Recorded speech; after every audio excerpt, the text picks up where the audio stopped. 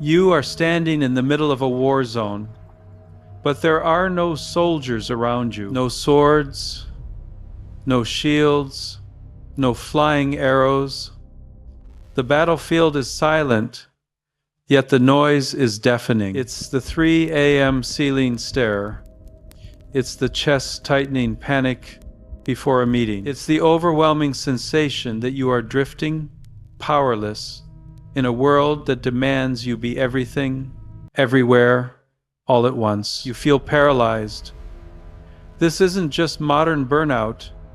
It is an ancient human crisis. Thousands of years ago, a warrior named Arjuna stood on the precipice of the most catastrophic war of his age, the Battle of Kurukshetra. He was a hero, a man of immense skill. Yet in that deciding moment, his hands shook, his bow slipped. He collapsed, not from physical injury, but from a spiritual paralysis. He was fighting the same battle you fight every single day, the war against fear, doubt, and the crushing weight of expectation. And right there, amidst the dust and the gathering armies, his charioteer Krishna didn't hand him a weapon, he handed him a philosophy. Krishna didn't offer a pep talk, he offered a radical restructuring of reality. He taught that the strength we are desperately scavenging for in the outside world, in likes, in paychecks, in validation, is actually a resource we are already sitting on top of. It's like a beggar sitting on a box of gold, begging for pennies. Today, we are going to open that box. We are going to deconstruct 5 specific psychological architectures from the Bhagavad Gita that don't just soothe the mind, they weaponize it against the chaos of the modern world. This is how you stop seeking strength and start remembering it. It starts with the most dangerous territory known to man, the space between your ears. The first barrier to your power isn't the economy or your difficult boss. It's the relentless, unmonitored noise of your own psychology. Krishna identifies the mind as a paradox. He tells Arjuna that for the person who has conquered it, the mind is the best of friends. But for the one who has failed to do so, that very same mind is the greatest enemy. Think about the last time you spiraled. The external event might have been small, a weird look from a colleague, a text left unread, but your mind took that spark and fanned it into a wildfire. It replayed the past, it catastrophized the future, it bullied you with a harshness you would never tolerate from a stranger. Krishna describes this untamed mind as a chariot pulled by wild horses. If you drop the reins, those horses, your senses, your anxieties, your impulses, will drag you into a ditch. The solution isn't to kill the horses, it's to take the reins. This is the discipline of mindfulness, but not the watered-down version you see on Instagram. Krishna demands a steady, muscular focus. He advises pulling the mind back from the sensory chaos and anchoring it inward. When you sit for just 5 minutes and focus on your breath, you aren't just relaxing, you are performing a rep. You are training your brain to realize that you are the driver, not the passenger. Every time your mind wanders to your to-do list and you gently bring it back, you are proving to yourself that you have authority over your own consciousness. You are stepping out of the timeline of regret and anxiety and anchoring yourself in the only place where you have actual power, the present moment. But how do we maintain this peace when we have to go to work? We live in a culture that fetishizes the hustle. We are taught that our worth is directly tied to our output, our results, and the applause we get at the end. This creates a golden cage of anxiety. We are terrified of failure because we think failure destroys us. We are addicted to success because we think success makes us. We are running on a treadmill of fear. Krishna shatters this cage with the concept of karma yoga, or the art of action. He gives Arjuna a directive that feels almost counterintuitive. You have a right to perform your prescribed duty, but you are not entitled to the fruits of action. Read that again. You have a right to the work, not the result. This is nishkama karma, action without attachment. This doesn't mean you stop caring. It means you stop obsessing. Imagine you have a massive presentation. The attached version of you is sweating, worrying about the promotion, terrified of stuttering, thinking about what people will say. That anxiety actually makes you perform worse. The karma yoga version of you focuses entirely on the craft, the research, the slides, the practice. You pour your excellence into the doing.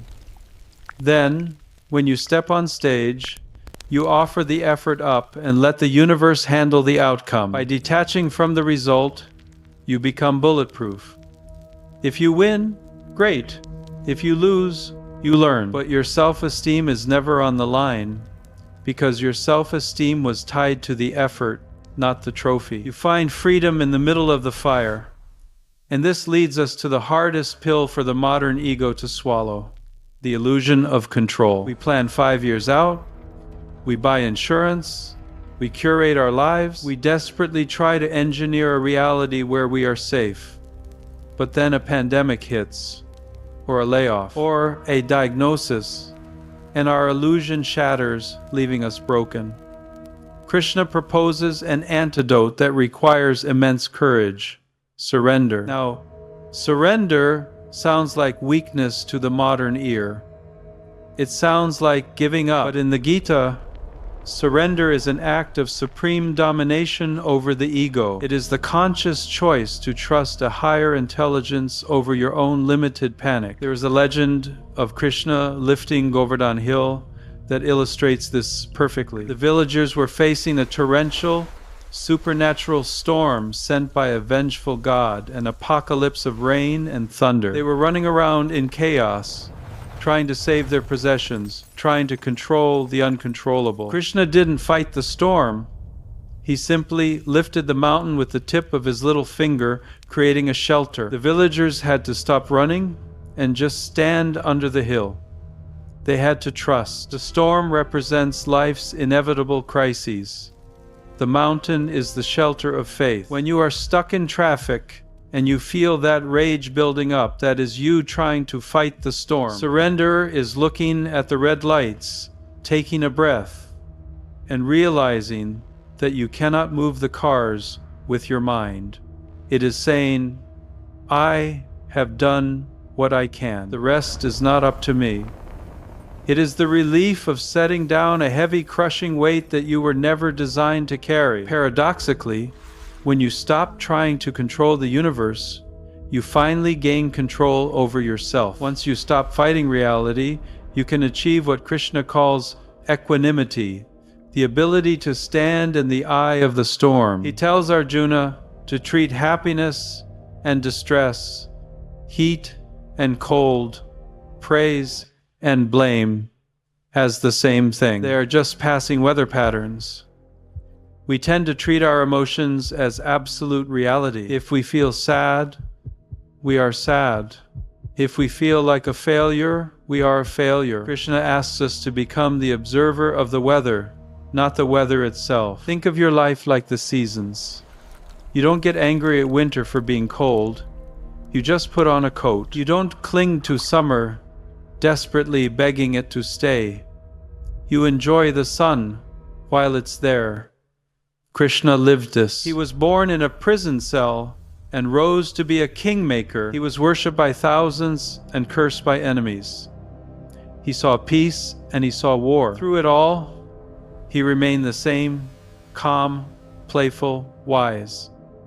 He didn't let the highs intoxicate him, and he didn't let the lows destroy him. By practicing gratitude and emotional observation, you build a keel on your ship. The waves of life will still crash against you, but they will no longer capsize you. But where does this ultimate confidence come from? If we aren't our job, and we aren't our thoughts, and we aren't our successes, then who are we? This is the final atomic realization. We live in a world of mirrors. We look for our reflection in the eyes of others. Am I good enough? Do you like me? We outsource our worth to a volatile market of opinions. Krishna grabs Arjuna by the shoulders and tells him to look inside. He reveals the Atman, the soul. He says, "For the soul there is neither birth nor death. He is unborn, eternal, ever existing. He is not slain when the body is slain." This is the ultimate hack for confidence. If you identify with your body or your career, you will always be insecure, because bodies age and careers end. But if you identify with the consciousness behind the eyes, you become invincible. You realize that you are a divine spark having a human experience. Criticism can't hurt you, it can only hurt your ego, which isn't the real you anyway. Failure can't break you, it's just a plot twist in the movie you are watching. Krishna, the most powerful being in the universe, chose to serve as a humble charioteer. He drove the carriage. He didn't need to be the king on the throne to know his worth. He knew his divinity was internal. When you tap into this, you stop walking into rooms wondering if people like you, and you start walking into rooms wondering how you can serve them. You shift from a consumer of validation to a generator of light. So, stop looking for the exit. Stop waiting for the world to get easier. It won't. The war of Kurukshetra is happening right now, in your inbox, in your relationships, in your head. But you are not helpless. You have the reins. You have the shelter. You have the eternal spark. If this deep dive into the architecture of the soul shifted something in you, if you felt that recognition of your own power, don't let it fade. Subscribe to the channel. We are building a library of wisdom here, tools to help you navigate the modern chaos with ancient power. And I want to know, which of these 5 pillars do you need to build the most right now? Is it taming the wild horses of the mind? Is it surrendering the illusion of control? Or is it remembering who you really are? Leave it in the comments. Let's turn that comment section into a council of wisdom. Share this with someone who is currently fighting a battle you know nothing about. You might just hand them the weapon they need to win. Stand tall. Your chariot awaits.